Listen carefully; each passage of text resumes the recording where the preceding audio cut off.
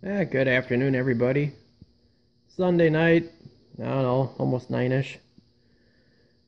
Been a long, busy day. Uh, been crazy. Just got done cleaning the workbench off because I couldn't find it again. Now it's nice and clean. Almost everything's put away. Not everything, but almost everything. Spent the day, well, most of the day working on the 54 Chevy. I got the passenger side header done. Other than the collector, I got to order them yet. That one didn't go too bad. I was running out of tubing, so I was kind of hodgepodging it, but I got nothing into this, so it may not be pretty, may not be perfect, but for stuff I had laying around, and then using my fancy schmancy bender over there when I needed to, I was able to make some headers. I had someone ask me the process of this. The flanges, I believe I don't know where I got them. Those probably are left over from somebody's car. And then I buy a bunch of J-bends, and then some straight pieces. This is 1.5 inches. And then usually, the way I usually did it was the J-bend, and you just kept cutting and pasting. Now it's that bender. I can use the J-bend, and then kind of bend with my bender, just a little bit contours where I needed them. So it made it a lot easier, actually. You can't really see, but like this one here, I rebent and then rebent it again, and that's one piece. I didn't have to weld and cut and paste. The only problem with that bender I have, it won't make a real sharp radius. So still gotta buy J-bends to make that nice crisp, turn out. And just trial and error, it just takes time. This is probably my 6th or 7th set of headers I've made. Every time you do it, it seems to get a little easier. And I don't have a TIG welder, so, nothing's pretty. And then these flanges are actually a little bit bigger than what the pipes were, so that's why I welded on the outside and the inside. The inside's welded, and then I grind them smooth, test fitting my gasket. I'll take my die grinder and open everything up so it's, gasket matched, but I didn't do that yet. And then I got the master cylinder pretty much figured out. Should work. Had to make a bracket to bring the booster out. So I had enough plate travel in here for my linkage from the inside. I did plate the firewall. You're not going to be able to see that, but I didn't get crazy.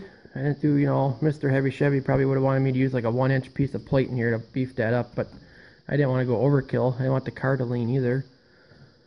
So it's just I think it's a hunk of a 1/8-inch plate, and then I actually put ribs in here first, and then put the plate on the back side, so it's actually double wall. So it's real rigid, yet lightweight. So that'll work. Gotta weld up some holes. This is the other vent hole. I gotta make a little spacer in here for this bolt, but that's no big deal. But yeah, that's on there like so. The pedal assembly, I don't know where that came from. That was in my stash of stuff. I'm sure you can't see it. Let me get the light. Put a little light on the subject here. So that's what we got on the inside. That bolted right in. I gotta make a clevis yet for that, but it'll adjust out. It's a little high now. It'll actually be sitting about here once I get adjusted out. In full stroke, it'll be I'll adjust it so it's like a 1/2 inch off the floor, obviously with the floor mat in and all that. So I'll take care of that problem. It looks crooked, but it's actually not. I don't know why it looks like that in the picture. It's weird. Probably because everything's at a different angle in here. But it is square.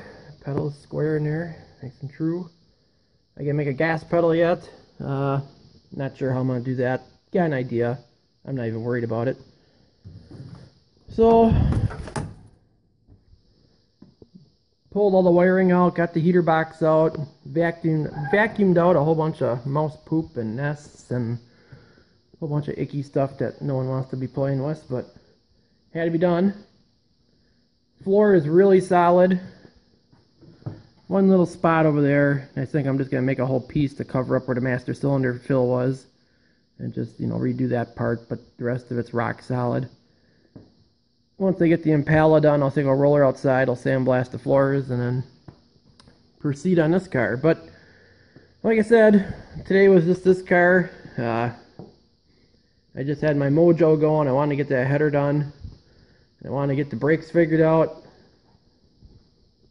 And basically, other than making the exhaust system and a couple little piddly things, there's really no major fabricating left. It's all going to be clean paint rebuild. And that goes pretty quick, especially if I get decent weather and I can sandblast. So I won't be doing much on this car. I'll be going on this car over here, the 63 Impala. I'll probably spend the next couple weeks on this to get this done and out of here. So that's the update. We'll talk to you guys later. Have a good week.